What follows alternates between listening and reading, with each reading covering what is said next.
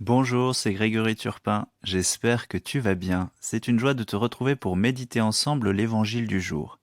Si tu as une Bible, je t'invite à l'ouvrir et à découvrir le texte de l'évangile de Luc au chapitre 13, versets 1 à 9. Écoutons, c'est une parole de Jésus qui commente un massacre qui vient d'avoir lieu. Pensez-vous que ces Galiléens étaient de plus grands pécheurs que tous les autres Galiléens pour avoir subi un tel sort ? Eh bien, je vous dis, pas du tout.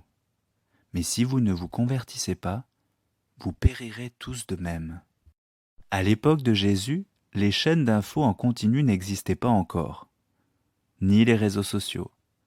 Pourtant, les nouvelles circulaient vite et comme aujourd'hui, les gens commentaient l'actualité et cherchaient à y trouver un sens. Jésus mentionne deux sujets qui auraient fait les gros titres aujourd'hui. D'abord, un crime politique. Pilate a fait massacrer des opposants galiléens. Puis un fait divers, une tour s'est effondrée sur des passants. Devant ce type d'événements qui font l'actualité et qui sont remplacés par d'autres le lendemain, nous éprouvons de l'angoisse et un certain malaise. Quel est le sens de tout cela ? Comment cela participe-t-il au plan de Dieu ? Jésus ne répond pas directement à cette question, mais il nous rassure.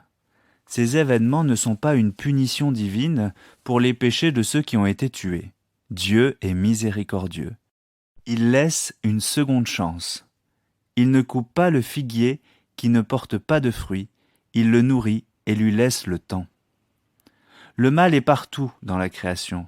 C'est une conséquence du péché originel.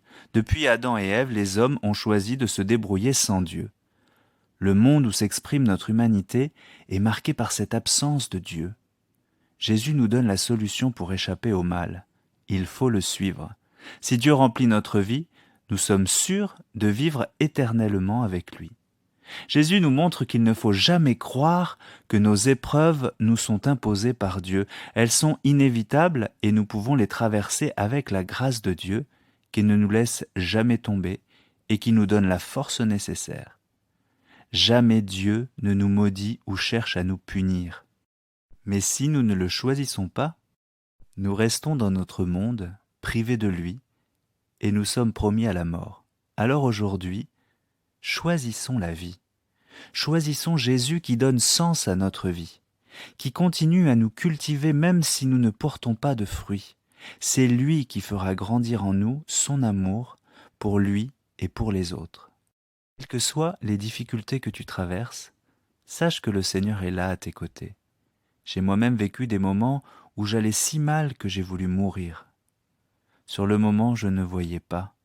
Mais par la suite, j'ai compris que le Seigneur m'avait sauvé, miraculeusement, à plusieurs occasions.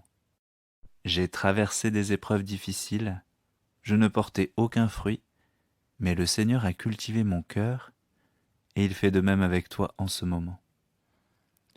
Merci pour ton attention. N'hésite pas à commenter ou à déposer une intention de prière. Je te souhaite un excellent week-end. Et à demain.